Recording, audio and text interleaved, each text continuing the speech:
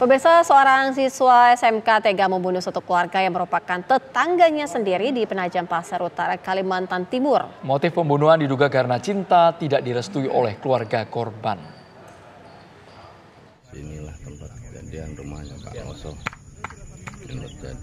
Warga desa Babulu Laut RT 18 Penajam Pasir Utara, Kalimantan Timur digegerkan dengan pembunuhan satu keluarga. Para korban ditemukan dalam kondisi tewas di 3 ruangan berbeda. Identitas kelima jenazah yang menjadi korban pembunuhan tersebut yaitu pasangan suami istri WL 34 tahun dan SW 34 tahun.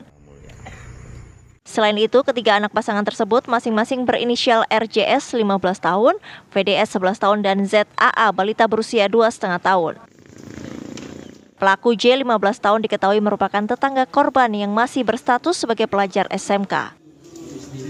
Tersangka lebih dahulu menghabisi WL yang saat itu berada di ruang depan. Selanjutnya istri korban SW yang tengah tidur bersama 2 anaknya VDS dan ZAA. Pengakuan tersangka di hadapan penyidik, aksi pembunuhan dilakukan dalam kondisi mabuk minuman keras. Pengakuan tersangka di hadapan penyidik, aksi pembunuhan dilakukan dalam kondisi mabuk minuman keras.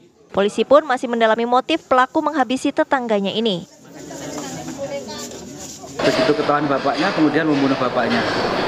Kemudian anaknya teriak, kemudian dibunuh sekali ada 5 orang. Berarti tersangka ini memang sudah bawa parang dulu? Sudah bawa parang di rumah. Untuk korban sekarang gimana? Untuk korban sudah kita amankan di rumah sakit untuk dilaksanakan visum. Dan hari ini kemauan dari pihak keluarga korban untuk bisa dimakamkan. Inilah tempat kejadian rumahnya Pak Oso. Saat ini jenazah kelima korban sedang dilakukan visum di Rumah Sakit Umum Ratu Aji Putri Botung PPU. Dugaan sementara motif pembunuhan diduga karena asmara.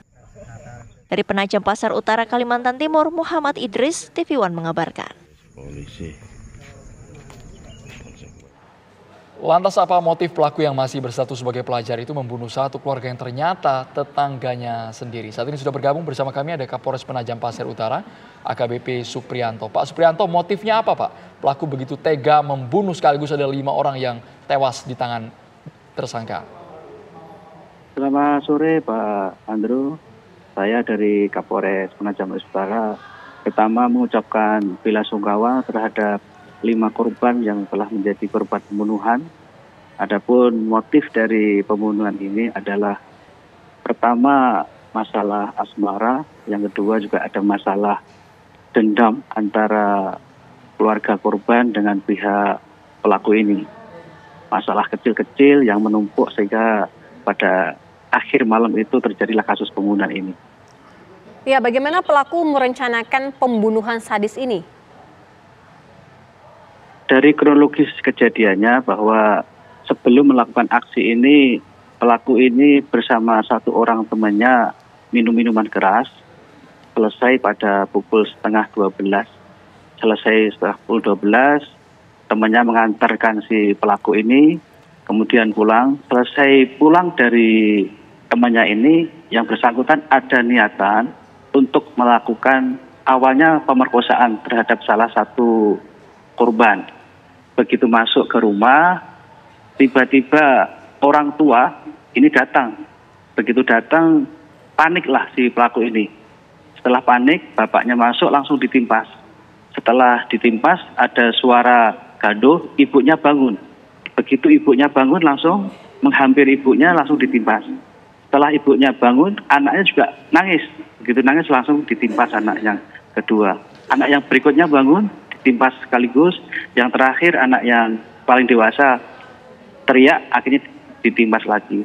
Setelah melakukan aksinya tersebut, kemudian yang pelaku ini sempat melakukan hubungan badan dengan 2 korban. Setelah selesai itu baru kembali ke rumah. Setelah kembali ke rumah, yang bersangkutan sempat mandi, membersihkan bajunya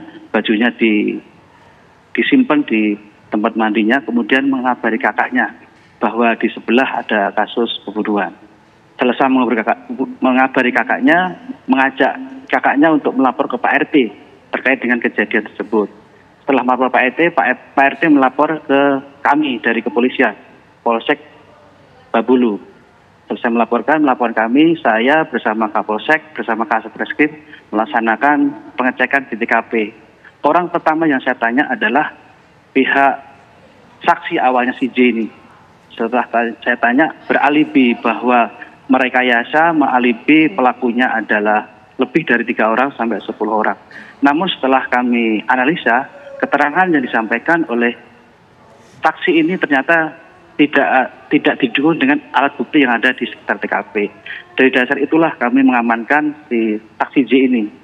Selanjutnya kami melaksanakan olah TKP, kami fokuskan di rumahnya pelaku ini. Ternyata di rumahnya pelaku ini ada barang bukti yang kami temukan, yaitu berupa parang dan baju yang berlumuran darah. Dari dasar itulah kami konfrontir kepada saksi tersebut, di J tersebut, akhirnya dia mengakulah bahwa dia pelakunya. Terima kasih banyak Pak Supriyanto atas informasinya.